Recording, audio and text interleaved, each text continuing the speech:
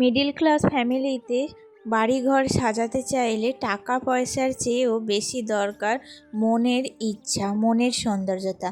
কারণ টাকা পয়সা থাকলেই যে বাড়িঘর পরিষ্কার পরিচ্ছন্ন হবে তেমনটা কিন্তু কোনো রকমই নয়। কারণ টাকা থাকলেও মনের ইচ্ছা সবারই থাকে না। ঘর সাজানোর একটা মনের যে আগ্রহ, একটা যে ইচ্ছা, সেটা কিন্তু সকলের মধ্যে পাওয়া যায় না। আর যাদের দেখবে ঘর সাজানোর ইচ্ছা, তারা কিন্তু টাকা পয়সার অভাবে তাদের ঘর দুয়ারগুলো পরিষ্কার পরিচ্ছন্ন বা সুন্দর করে সাজাতে পারে না। আর আমরা সবাই জানি যে টাকা ছাড়া এখনকার যুগে কোনো কিছুই কিন্তু সম্ভব নয়। তাই কম টাকাতেও কিন্তু সুখী থাকা যায়, অথচ বেশি টাকা থাকলেও কিন্তু সুখে থাকা যায় না। তো যাই হোক বন্ধুরা, শুভ সকাল সময়কে আমি চলে এসেছি। দেখো আজকে একেবারে সকালবেলায় উঠেই বাসি ঘরগুলো এখন কিন্তু মোছামুছি করছি। কালকে রাত্রিবেলায় হঠাৎ করে দেখি 2টোর সময় না কারেন্ট চলে গেছে।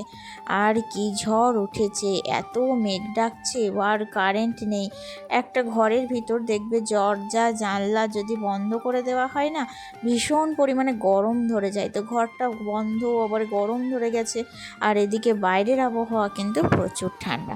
তো আমরা তো দরজা কপাট সমস্তটাই বন্ধ করে শুই। তো সেই কারণে দরজা জানলাগুলো খুলতে পারছি না। আর আমার জানলাটা কি বলতো, এমন জায়গায় রয়েছে যে জানলাটার মানে নিচেই কিন্তু একবারে মাটি বাইরে, আর প্রচণ্ড ঘাস ওদিকটায়, তো জঙ্গল হয়ে আছে। কারণ এবার জানলাটা যদি খুলে দিই না, কি লতা পাতা ঢুকে যাবে, সেই কারণে কিন্তু ছোট বাচ্চা নিয়ে ঘুমোই, তো ভয়ে জানলাটা খুলতে পারি না। আর এদিকে দরজাটা খুললে কিন্তু অতটাও হাওয়া ঢোকে না। তো সেই কারণে কালকে সারা রাত আমার ঘুম হয়নি। সকালে ঘুম থেকে উঠতে অনেক দেরি হয়ে গিয়েছিল। ছেলেকে তাড়াহুড়ো করে স্কুলে রেডি করে দিলাম, ছেলেকে স্কুলে পাঠিয়ে দিলাম।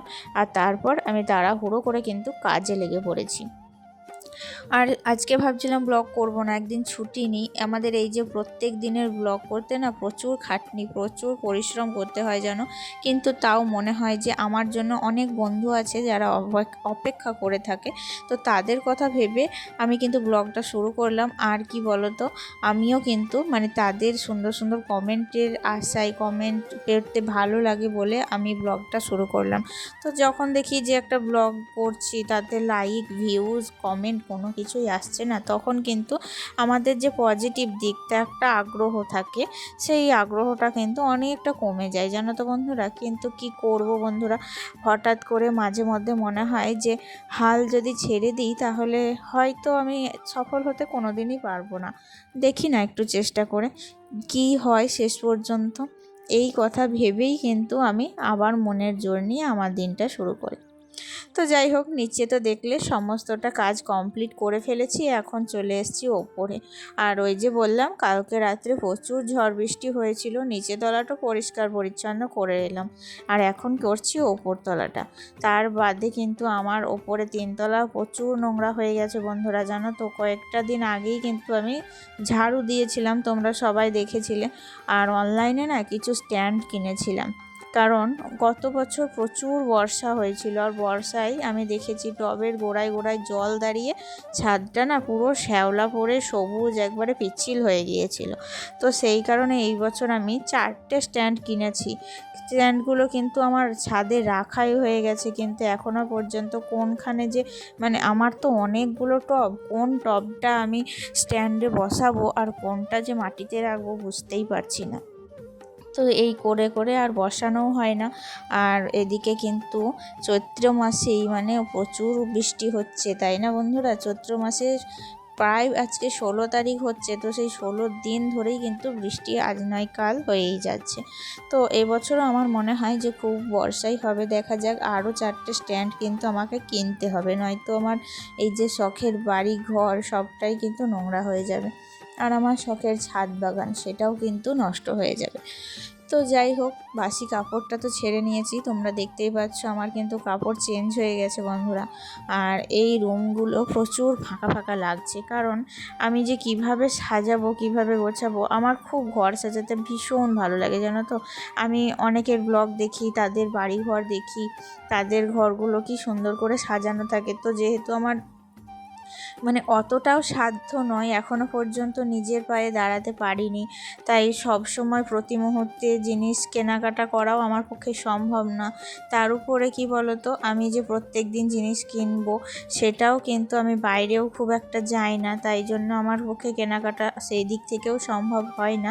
ওই যখন অনলাইনে কেনাকাটা করি, বাবার বাড়ি যাই, তখন দু একটা করে নিয়ে আসি, ওই একটু একটু করে সাজিয়ে তুলছি, এই আর কি। কতদিনে সাকসেসফুল হতে পারবো জানি না, তবে চেষ্টা কিন্তু চালিয়ে যাচ্ছি।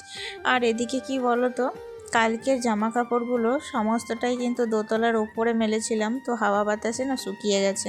তাই সকালবেলায় ভাবলাম যে বৃষ্টি ছাড় পেয়ে হয়তো ভিজে যাবে, কিন্তু ভাগ্যিস কাঁচের জানলাগুলো মানে স্লাইডগুলো টানা ছিল, নয়তো সমস্তটাই ভিজে যেত। তো দেখলাম সকালবেলায় উঠে সমস্তটাই শুকিয়ে গেছে, সেগুলোই কিন্তু এখন ভাঁজ করে আলনার মধ্যে গুছিয়ে রাখলাম।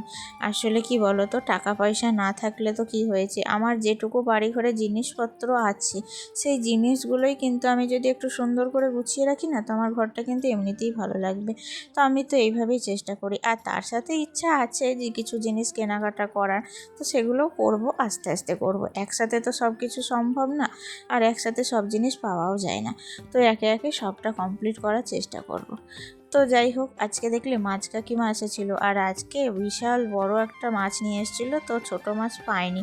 সেই জন্য আমাদেরকে আর আমার পাশের বাড়িতে যে ননদটা থাকে, তো তাদেরকে সমান সমান ভাগে মাছটা কেটে ওজন করে ভাগ করে নিলাম। তো বাবু তো খুব খুশি হবে, জানো তো, কাটা মাছ খেতে ভীষণ ভালোবাসে। তো সেই কারণে আমি আরও বেশি করে নিলাম, কারণ কি বলতো, মাছ খেতে ভীষণ ভালোবাসে। আগে ছোট থেকে এত পরিমাণে ডিম খেত না, এখন কিন্তু মাছটাই ভালোবাসছে। তাই প্রত্যেক দিন ওর জন্য একটু হলেও মাছ কিন্তু আমাকে নিতেই হচ্ছে।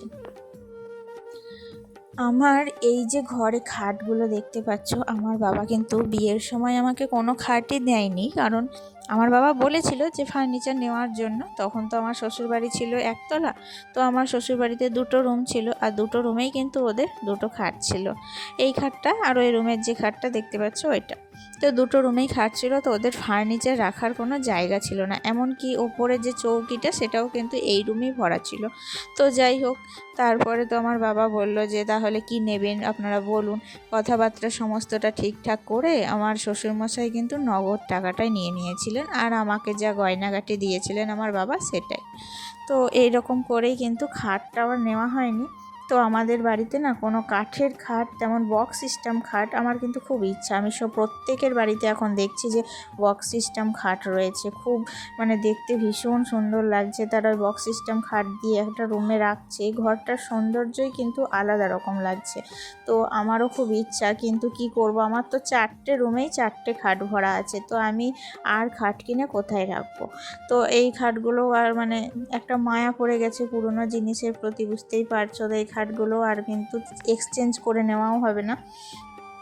আমার বাবা শুধু দিয়েছিল এই যে আমার আলমারিটা, এইটা আমার বাবার দেওয়া। তাছাড়া এমন আমার ছেলে যখন হয় তখন লেপ কাঁথা যে সমস্ত দিতে হয় আর কি, লেপ তোষক বালি সমস্তটাই দিয়েছিল।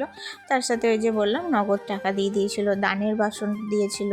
আগেকার দিনে মানুষ কি করতো, পিতলের কাঁসার সমস্ত দানের বাসনপত্র নিত, সেই বড় বড় হয় না গামলা বালতি, তাছাড়া বড় বড় সেই মাটি মানে পিতলের হাঁড়িগুলো, বড় বড় এই সমস্ত জিনিস যা যা লাগতো আর কি, ওরকমটাই মানে আমার বিয়েতেও কিন্তু দিয়েছিল। তো সেই রকম অনুযায়ী কিন্তু এখনও ফার্নিচার কিছুই তেমন একটা আমার নেই শখের বলতে। আমার খুব ইচ্ছা আছে একটা সুন্দর কাঠের ড্রেসিং টেবিল নেওয়ার। কাঠের কোনো ফার্নিচারই তো নেই, তো ড্রেসিং টেবিলটা নেওয়ার কিন্তু আমার খুব ইচ্ছা আছে। তো দেখা যাক, যদি কোনো দিন নিজের পায়ে দাঁড়াতে পারি তো নিজেই কিন্তু নিজের জিনিসটা, নিজের শখটা পূরণ করার চেষ্টা করব।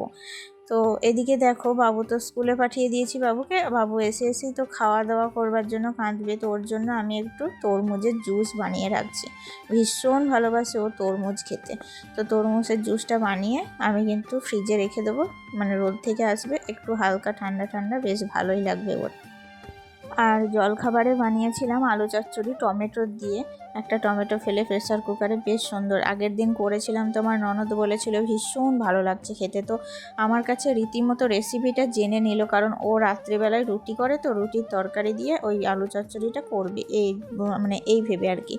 তো আমি এদিকে মসুরির একটু ডাল ভিজিয়েছিলাম, আর এদিকে আমি কিন্তু রান্নাটাও বসিয়ে দিয়েছি। আজকে করেছি কুমড়ো, মিষ্টি কুমড়ো করব, আর মসুর ডাল ভিজিয়েছিলাম, বড়া ভাজবো। তো আমার রান্নাও দেখো প্রায় অর্ধেক দিকে। ছেলে কিন্তু এখনও বাড়ি আসেনি, কারণ এখন মানে বড়দিনের বেলা তো 11টা 11:30টার মধ্যে মধ্যে আমার রান্না কিন্তু সব কমপ্লিট হয়ে যাচ্ছে। চলো তোমাদের তাহলে দেখিয়ে দিই যে আজকে কি রান্না করেছি। দেখো, বড়া ভেজেছিলাম, তো বড়ার টক, আর ওই যে মাছ নিয়েছিলাম কাঁটা মাছ, তো কাঁটা মাছের অল্প পরিমাণ ছিল, তার সাথে একটু ডিম দিয়ে ঝোলটাকে বাড়িয়ে নিয়েছি। আর ওই মসুর ডাল বাটা একটু কাঁচা রেখেছিলাম, আর তার সাথে কুমড়োর তরকারি। এই হচ্ছে আজকের আমাদের মেনু, বুঝতেই পারছো। এখন কিন্তু খাওয়ার সময় চলে এসছে, তো এখন কিন্তু আমরা খাওয়া দাওয়া করব। মানে প্রত্যেকের বাটি নিয়ে নিয়েছি, সবাই মিলে একসাথে আমরা কিন্তু প্রথমে ভাত বেড়ে নিই, তারপর খাওয়া দাওয়া করি। চলো তাহলে এখন খাওয়া দাওয়া করি, আজকে আসছি, টাটা।